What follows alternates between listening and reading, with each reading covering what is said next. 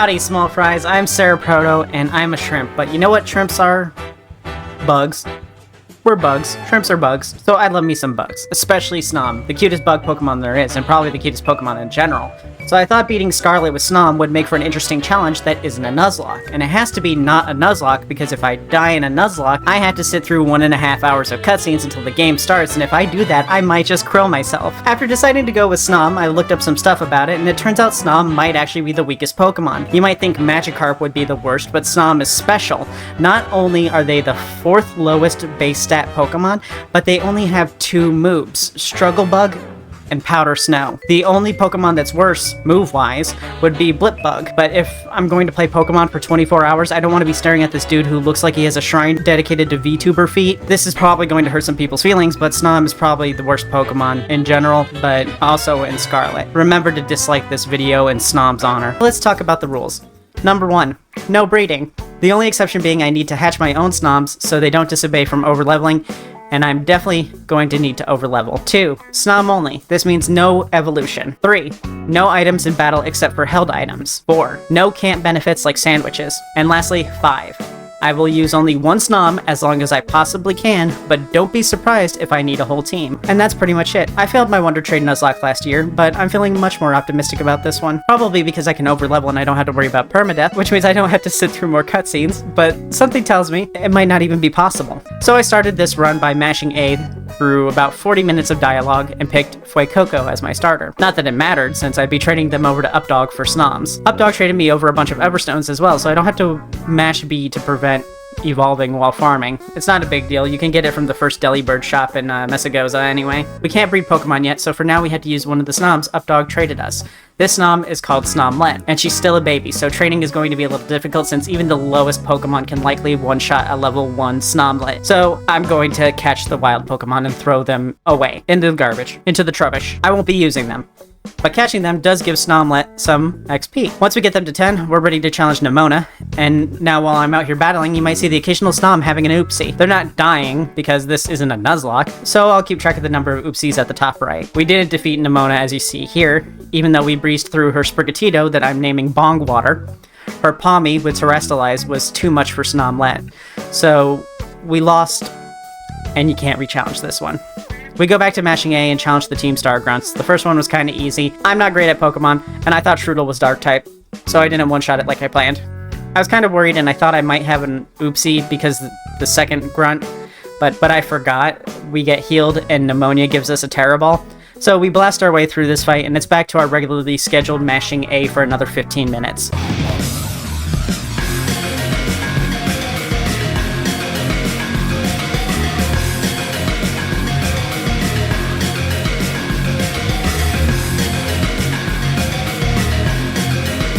Now that we're out of school and we have our freedom, we are almost free to explore. But before we can run off and play, we have to set up camp and wait patiently for this Snom to blow the other ones back out. Now that we've done that, we can hatch the egg and get ourselves the Snom we'll be using for the rest of the run. I had named her Snomlet Jr., and pray she doesn't inherit her mother's title of the world's most okay Snom ever. And I check her nature. It's quirky. She's quirky, she's a little goofball, a little wacky, a little silly. But this means that she doesn't have a negative stat, or a positive stat. She's 100% mediocre. She's as Snom as Snoms can get. So instead of inheriting her mother's crown, she takes it off her little head, throws it to the ground, spits on her mom, and says, "I'm the world's okayest Snom now." Back into the box with Snom and Snad, and then we grind a little. Since we don't have to worry about level matching, we can grind as much as we want to get ready for our fight against the first gym leader, Katie. Katie's team consists of some real F-tier losers, but as I found out in my Nuzlocke last year, this bear can be a little bit of a bastard. Her Nimble and Tarantula won't be the biggest threat, except for like full damage from Nimble's double kick, but Teddy Ursa knows Fury Cutter. I lost a Nuzlocke to this fight because Fury Cutter builds in damage with each strike, and since Teddy Ursa is Terrestrialized, it gets a stab bonus. Snom is a bug type, so it shouldn't be that bad. It shouldn't be that bad, right? Just in case, I decide to overlevel to 20, which is 5 levels higher than her Teddy Ursa. So I mostly sat in the first area battling and catching stuff for an hour or so. The biggest problem with this is if you're not catching things, it takes 3 to 4 hits to defeat a Pokemon. I tried to target mostly Psyducks and Fletchlings for special attack and speed EVs, I had type advantage versus Fletchling, but it had type advantage against me too, so it wasn't very good for farming. The Psyducks were easier and more plentiful, but still, 4 hits to beat one, despite being double their level. So I tried to auto-battle, and if you didn't know, auto-battles give significantly less XP and no EVs. So this wasn't going to work out either. But there wasn't a better option other than to battle trainers, which can only be done once. This didn't do much either, because the wild Psyducks were giving more XP. Maybe it's just me, but I remember in previous Pokemon games, trainers giving you more XP than the wild encounters. I guess since they made trainer battles optional, they decided to make them weaker too. Since the trainer battles weren't doing much, that really only left me with catching Pokemon stronger than Snom, or participating in raids and praying that the boss doesn't notice me. The first raid is Bonsly, and I was not optimistic about this one. Bonsly evolves into Sudowoodo and has rock-type moves. This one was grass terrestrialized, so I at least had type advantage. Thankfully, it mostly used Copycat, and I was able to get past them with only a little bit of damage. Things are looking good, and it seems like raids might be the way to go for leveling, which is great, because they're more enjoyable. I was worried about a lack of EVs, though, since I was just leveling up every fight and not farming for EVs. But when you beat a raid, you get feathers, so occasionally I'd get the ones that I needed. It wasn't as fast as farming Fletchlings and Psyducks, but at least it wasn't as boring as EV farming. I ended up spending most of my farming time participating in raids where I thought I would easily win. I did still have to farm wilds occasionally since the game randomly decides which typing the raids have every day, and it really wanted me to fight rock and steel. I saved the feathers because I didn't know for sure if I wanted speed or special attack, since Snom's speed is incredibly low. Just 20 as a base stat. I just knew that I didn't want to race physical attack. Surprisingly, it did not take long to hit 20, and I even accidentally hit 22 thanks to a medium XP candy. Snomlet is now ready to exact my vengeance on the bear that ruined my Nuzlocke stream last year. First up, Katie is a baker, and it seems really weird for her to have bug types. Am I the only one who's not like weirded out by that? It seems really unsanitary to have bugs anywhere near your cooking. But seriously, first up is Nimble, who we take care of in just 2 hits. Nimble decided to use only Struggle Bug. Nimble has a fighting type move that would have done full damage, but I think Nimble opted for Struggle Bug, hoping to lower Junior's special attack. Thankfully, that didn't happen. It didn't use Double Kick. Next up, Katie throws out Tarantula, and this is where it goes downhill. Tarantula uses Bug Bite to take 2 big, nasty chunks out of Snomlet, leaving her with only 8 HP. I didn't get why this did so much damage at first. Snomlet isn't particularly weaker in her defense stat, she's just weak in general. But her defense and special defense are even, but then I looked at Tarantula's stats. It has a 41 in attack, and Bug Bite does 60. So it's a little bit more than Nimble's 21 special attack and 50 Struggle Bug. It's looking like level 22 still might not be enough. I think I'll either have to EV train or fight in more raids. So I did some more raids and then EV training. I go to Mesagoza and buy some power items, then a silver powder to boost bug type damage. It won't help me against Katie, but I'll need it later. Now I patiently wait for the day cycle, so that the Fletchlings are out, and also so I don't have to keep mashing B to stop Snomlet from evolving. She's only level 23, and she loves me so much and wants to evolve and make the run easier. But she didn't read the thumbnail. It says Oops All Snoms, not Oops All Frostmoth. Could you imagine a Frostmoth only run? I couldn't think of a stupider run if I tried. Anyway, I helped 28 Psyducks sleep with the fishes and laid 28 Fletchlings down for a dirt nap. Now Junior has her speed and special attack EVs up, and I'm feeling confident. I was able to one-shot Fletchlings and Psyducks with Struggle Bug, so let's take another crack at Katie. I'm glad Katie is a baker because she's about to get a lot of free powdered sugar. Snow. It's not powdered sugar. It's powdered snow. 1 shot for Nimble, 2 for Tarantula, and for Teddy Ursa, I had a bit of a scare. Teddy Ursa gets a crit, and I give them one of my own, and with that, my vengeance has been exacted. It only took getting to level 24 in EV training, but I won. Next on our list is the Rock Titan, Cloth. They know Rock Tomb. Let's just go see how bad it is. So in the first part, I immediately Terra and hit Cloth with the snow. It absolutely demolishes their health, destroys it, wrecks it, ruins it. Cloth is no more. While they're running away, can I take a moment to apologize to Snom? Hey there, Junior. Hey there, buddy. Pal, sugar, sweetheart, sport, tiger. You're not the worst Pokemon. Cloth is. This is the ugliest Pokemon ever. If Cloth is someone's fave, they should be fired out of a comically large circus cannon. Anyway, I go back to the Pokemon Center to get my Terra and health back. I don't know why I was so worried about this fight, because despite knowing Rock Tomb and having the ability to one-shot me, they chose to buff, then Vice Grip both times. I didn't need to grind, and I didn't need to do anything special. I could have fallen asleep to this fight. Which is great, because our next fight is also incredibly easy. We're fighting Brassius, the Grass-type gym leader, and I have Silver Powder, which boosts Bug-type damage. I'll be one-shotting everything here. The only threat is possibly Sudowoodo, who knows Rock Throw, but it terras into grass. So I might one-shot that one too. So let's see.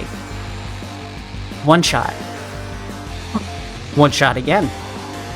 And... oh no. It's dirty. So that means I'm... one shot. So why did Cloth not use its rock move, but the Sudowoodo did? Alright, Asius. I see how it's going to be. I have 3 options. Add a second Snom to my team so that they can get the last hit in. Farm, or keep throwing Snomlet at Asius in hopes that he forgets that Snom is a 4 times weakness to rock moves. So I farmed. Psych!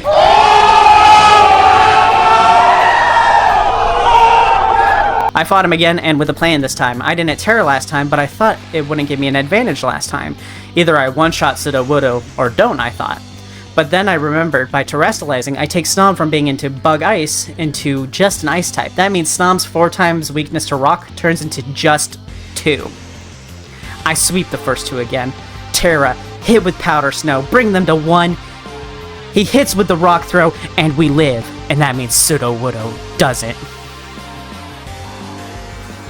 Next up is the Sky Titan Bombardier. Bomby is a flying dark, and I want to be scared. But just 30 minutes ago, Cloth whipped, and I have type advantage. If I Terra both times, Snomlet should only take normal damage from the flying moves. So let's get this overgrown chicken plucked. Well, that sucks. Guess it's back to farming. So I go back to fighting in some Terra raids, then found out it's more efficient for me to go fight some level 22-ish grass types outside of Levincia City. Finally, after reaching level 35, we take another crack at Bombardier. For some reason, I didn't think to terrestrialize the first time, even though I mentioned it and typed that part of my script before fighting Bombardier, and I thought hitting it with bug damage was going to be better against Bombardier's dark type, completely forgetting that being flying would mean half damage from bug type, making bug type only do 1 times damage. So I was a little annoyed. A 15 level difference and EV trained had no effect on it. Adding another Snom wouldn't have helped since Bombardier was going first, but then I remembered I was doing a lot of damage to the Corvusculaurs I fought occasionally. Why was that? Then it hit me. I didn't terrestrialize. If I did, it would at least get rid of my bird type weakness. So I went back and fought Bombardier, and I terrestrialized. Easy peasy, 1 shot with ice. We should make that a drink. The 1 shot with ice. Never mind, because it would just be a shot glass with a little bit of drink and 1 ice cube in it, and that would be a terrible drink. Scratch that. Anyway, Terra might be a little overpowered. It's taking the worst Pokemon and making it viable. As long as my opponent doesn't Terra with me, that is. After the first fight, my plan was to go back, heal, get Terra back, and do part 2. But as you can see, it made me do the fights back to back, and they didn't even heal Snom. But they restored my Terra, and we know how this goes now. From now on, I think I'll Terra, unless being Ice type would put me at a disadvantage. Our next target was going to be an exciting one. Our first Team Star fight against Giacomo. Being Dark type, he should be easy for me, except he actually only has 1 Dark type. He has Pawniard and Revavroom. He has more Steel types on his team than Dark. Why is he the Dark type? I still had 14 levels on him though, and I was ready to go. So we went straight in, and I lost to a Grunt, a level 19 Murkrow, because of its lucky crit. I decided to just do the fight again, figured it was luck. This time I got the lucky crit, and it was time to go inside. But Team Star battles are a little different than the other fights. You have a minimum Pokemon requirement. In order to play the minigame that they have, that's mandatory to even fight them, you have to have 3 Pokemon. Maximum and minimum. I thought it was just a max of 3, that I could go in with just 1. So it looks like, technically, you need to have 3 Snoms to beat the game at absolute minimum. After talking to chat, I decided to raise some new Snoms. I already have a girl named Snomlet Jr., the boy is Snorman, and I decided to name the third one something gender neutral, make it a true non-binary icon. And I decided to name it Snomageddon. This kind of puts me into a situation now. Since I have to have at least 3 Snoms to even be allowed to fight Team Star, should I skip Team Star? Should I limit myself to 1 Snom outside of Star bases? Or should I allow myself 3 Snoms for the rest of the game now? I've known since the beginning that it was always going to be possible that I might need another Snom. People have done solo Snom and Sword, but Scarlet has more major fights, and more have Snom's weaknesses. I'll leave it for you to decide, and this is where we'll end part 1. This one is looking to be a long one, so it'll be a multi-parter for now, and at the end I'll probably put them all together in one big video. So, Should I stay true to my goal and outside of star bases limit myself to just one Snom? Should I skip star bases entirely? Or should I welcome the new baby Snoms into the team full time? I'll go with whatever is most voted on my community polls and what is said the most in the replies. Thanks for watching. Thanks to the patrons on Patreon who help make it possible for me to do fun videos like this. So thanks to Rask, River, WildKitty69, Beeve, Fanto for Real, Bait, Cryptid Artha, Sly, Colorado Blue, Vader San, Linky, Kit Chimera, Romu Series, and Malding Brick. Thank you all so much, and I'll see you all in the next one. Bye, and keep it shrimple.